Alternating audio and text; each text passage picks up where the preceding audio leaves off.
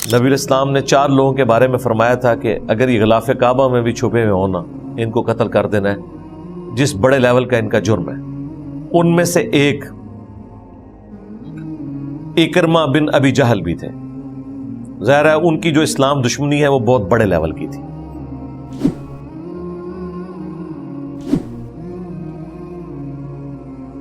وقال اللہ لا تتخذوا الہین اثنین، اور اللہ نے یہ حکم فرما دیا ہے کہ مت ٹھہراؤ 2 خدا، انما ہوا الہ واحد، وہ الہ تو اکیلا ہے، یکتا اکیلا خدا ہے، فَإِيَّايَ فَارْهَبُونَ، تو مجھے سے ڈرو۔ یعنی 2 خدا بھی نہیں ٹھہرائے جا سکتے، اس میں یہ نہیں ہے کہ 3 ٹھہرائے جا سکتے ہیں، مراد یہ کہ خدا ایک ہے، ایک سے زیادہ خدا ہو ہی نہیں سکتے، تو اسی ایک خدا کو اپنا معبود مانو اور اسی سے ڈرو۔ وَلَهُ مَا فِي السَّمَاوَاتِ وَالْأَرْضِ، اور اسی کے لیے ہے جو کچھ آسمانوں میں ہے اور زمین میں۔ وَلَهُ الدِّينُ وَاصِبًا، اور اسی کا تابع فرمان ہونا، اسی کے حکم کی پیروی کرنا ہی ضروری ہے، اسی کو فالو کرنا ضروری ہے۔ افغیر اللہ تتقون، تو اللہ کے سوا کسی اور ہستیوں سے ڈرو گے؟ وما بکم من نعمت فمن اللہ، اور تمہارے پاس جتنی بھی نعمتیں ہیں وہ تو اللہ کی طرف سے ہیں۔ ثم اذا مسکم الضر، پھر اس کے بعد جب تمہیں کوئی تکلیف پہنچتی ہے، فَإِلَيْهِ تَجْأَرُونَ، تو پھر تم اسی کی طرف پناہ کے لیے جاتے ہو۔ لیکن حالت کیا ہے کہ ثُمَّ إِذَا كَشَفَ الضُّرَّ، پھر جب وہ تم سے اس تکلیف کو دور کر دیتا ہے، برائی کو ٹال دیتا ہے، عَنْكُمْ، تم سے، إِذَا فَرِيقٌ مِّنْكُمْ بِرَبِّهِمْ يُشْرِكُونَ، تو تم میں ایک گروہ اپنے رب کا ناشکرہ ہو جاتا ہے، اس حال میں کہ وہ اس کے ساتھ اور ہستیوں کو شریک ٹھہرانا شروع کر دیتا ہے۔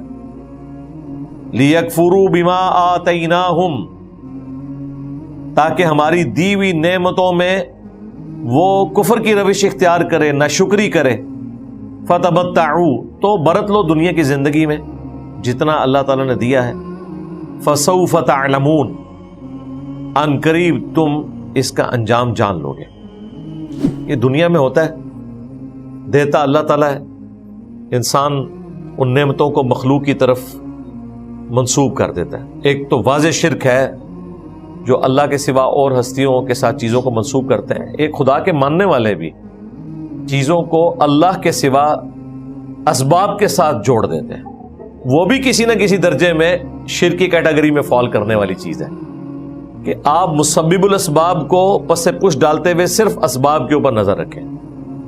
اور یہ بھی بیوقوفی ہے کہ کوئی شخص اسباب کو اختیار نہ کرے اور محنت بھی نہ کرے اور کہے کہ جی جو اللہ چاہے گا ہو جائے گا۔ ایسے نہیں ہوتا، اور پریکٹیکلی سب کو پتہ ہے، آج تک کسی کسان نے یہ عقیدہ نہیں اڈاپٹ کیا کہ زمین میں ہل چلانے کی کوئی ضرورت نہیں، زمین میں دانا بونے کی کوئی ضرورت نہیں ہے، آسمان سے بارش آئے گی خود بخود گندم اگے گی۔ گندم نہیں اگے گی، پھر وہ گھاس ہی اگے گی، وہ بھی نیچرل پروسیس کے تحت، یہ سب کو پتہ ہے۔ ہاں، محنت کے بعد اللہ تعالیٰ کی رحمت کی برکت سے پھر اللہ تعالیٰ کھیتیاں دیتا ہے انسان کو، فروٹ دیتا ہے، لیکن وہ محنت کے بعد، بغیر محنت کے کچھ نہیں ملنے والا۔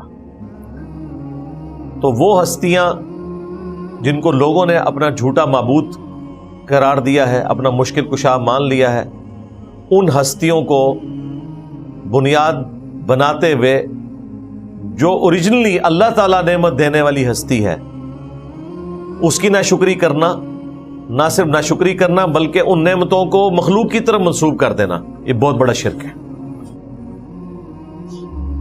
اور یہی وہ شرک ہے جو مشرکین عرب میں تھا، وہ اللہ کو مانتے تھے۔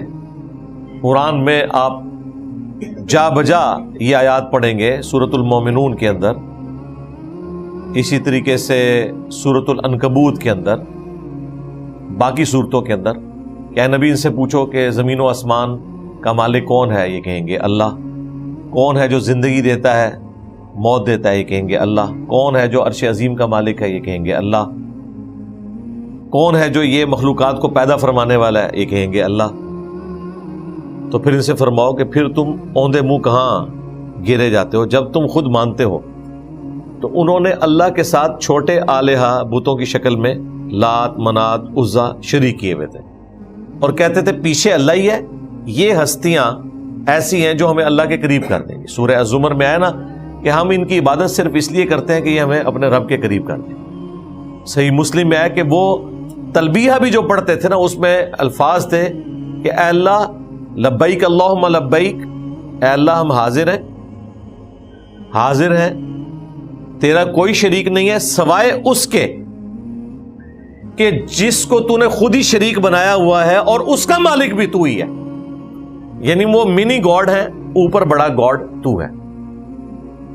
تو یعنی شرک کی یہ والی جو نوعیت ہے یہ سب سے خطرناک ہے، کیونکہ اس میں انسان ایسا ڈسیو ہوتا ہے کہ وہ شرک کرتا رہتا ہے، اسے پتہ بھی نہیں چلتا، کیونکہ کہتا ہے وہ میں اوپر تو بڑے خدا کو مان رہا ہوں۔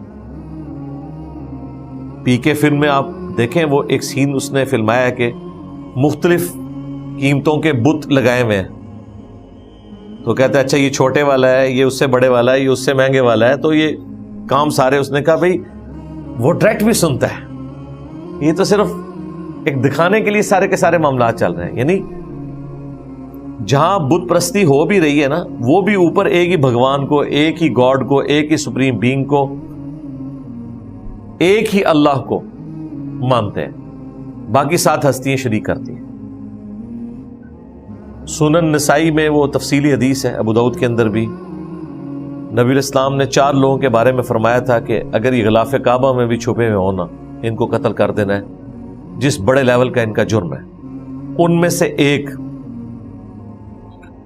اکرمہ بن ابی جہل بھی تھے۔ ظاہر ہے ان کی جو اسلام دشمنی ہے وہ بہت بڑے لیول کی تھی۔ ان کا باپ ابو جہل وہ تو سرغنہ تھا، اس امت کا فرعون تھا، اور اس کا غصہ آخری وقت تک ٹھنڈا نہیں ہوا کہ میں اپنے باپ کے قتل کا بدلہ لوں گا، حتیٰ کہ اللہ تعالیٰ نے نبی علیہ السلام کو فتح دے دی۔ فتح مکہ کے موقع پہ بھی چند لوگ جنہوں نے تھوڑی مزاحمت کرنے کی کوشش کی، ان میں اکرمہ بن ابی جہل بھی تھا۔ اب اس کی قسمت اچھی تھی کہ سامنے خالد ابن ولید آ گئے، جن کے ساتھ پہلے ان کی ایک دوستی تھی۔ انہوں نے کہا اکرمہ کیوں مرتا ہے میرے ہاتھوں سے، تیرے سامنے حق کھل چکا ہے۔ تو وہ خیر میدان جنگ چھوڑ کے مکے کی سرزمین چھوڑ کے وہاں سے چلا گیا۔ سنن نسائی میں بڑی تفصیل کے ساتھ حدیث ہے۔ کشتی میں سوار ہوا، اللہ کا کرنا ہوا وہ سمندر کے طوفان میں کشتی پھنس گئی۔ اب وہ جتنے بت پرست تھے اس کشتی کے اندر سوار، وہ اکیلے اللہ کو پکار رہے ہیں۔ تو اکرمہ نے کہا کہ یہاں لات منات عزا کو کیوں نہیں پکار رہے ہو؟ تو انہوں نے کہا ادھر وہ کام نہیں آتا ہے، ادھر بڑا خدا ہی کام آتا ہے، اللہ۔ یہ بات پھر حضرت اکرمہ کو کلک کر گئی۔ انہوں نے کہا یا اللہ آج تو نے مجھے اگر نجات دے دی تو میں جا کے تیرے نبی کے ہاتھوں میں ہاتھ دے دوں گا اور اسلام قبول کر لوں گا۔ بس قسمت تھی جی، کشتی بھنور سے نکل آئی، واپس آ گئے، چھپتے چھپاتے نبی الاسلام کی خدمت میں حاضر ہوئے، کلمہ پڑھا، نبی الاسلام نے قبول کر لیا اسلام۔ آج ہم انہیں کہتے ہیں سیدنا اکرمہ بن ابی جہل، باپ امت کا فرعون اور بیٹا اکرمہ۔ اور پھر انہوں نے زندگی بڑی تھوڑی پائی ہے، یعنی یہ فتح مکہ کے بعد کی بات ہے، یعنی آلموسٹ آپ سمجھ لیں 8 ہجری میں فتح مکہ ہوا ہے۔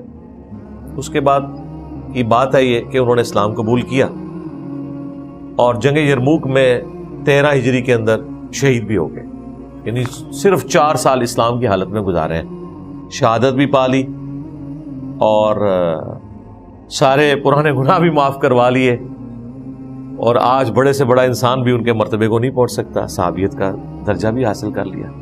تو یہ اللہ تعالیٰ نے ان پر کرم فرمایا۔